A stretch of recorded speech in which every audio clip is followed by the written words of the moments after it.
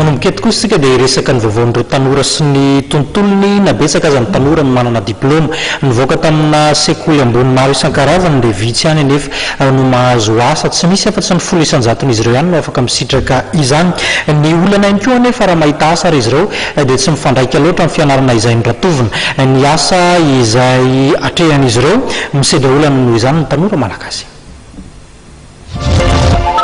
Vitsy ireo tanora no mahita asa mifanaraka amin'ny fianarana na fiofanana izay nataony. Tamin'ireo mpangataka asa miisa 524 tao amin'ny agence MRH na ny management ressources humaines dia fantatra fa ny 104 ihany no voaray ny asa raha araka ny tarehimarika voaray. Ny anton'izany raha ny fanazavana trano dia ny tsy fahampiana lalam-pianarana izay mifandраika amin'ny fianarana izay natao. Eo ihany koa nefa ny tsy fahampiany ny fahaiza-manao.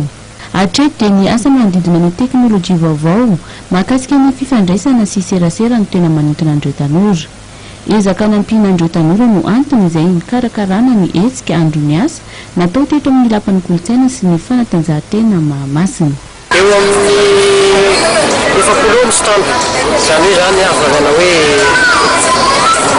hanampy amin'ny tanora mihitsy ihany mitondra an'ireo mena amin'ny fiandian'ny passivité ho raisin'ireo tompona amin'iraiky ireo saragadola izay rehetra manatra azy io zava-dehibe zany satria tonga dia mihaona mivantana amin'ilay tompona andraikitra voalohan'ny orinasa izay manome tolotr'asa ho an'izay rehetra tsy voaray zany dia any amin'ny erana ambony izy no antsoina any amin'izay toerana mapety azy.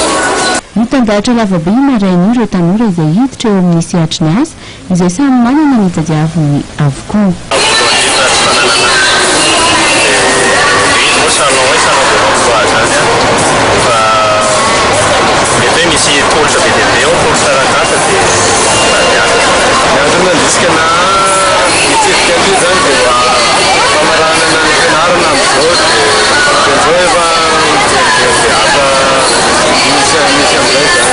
Mitora ampitsy ho ity hetsika ity ka marina mofa dia mahatratratra any amin'ny 2 arivo ny tolotr'asa izay ho hita amin'izany hetsika izany.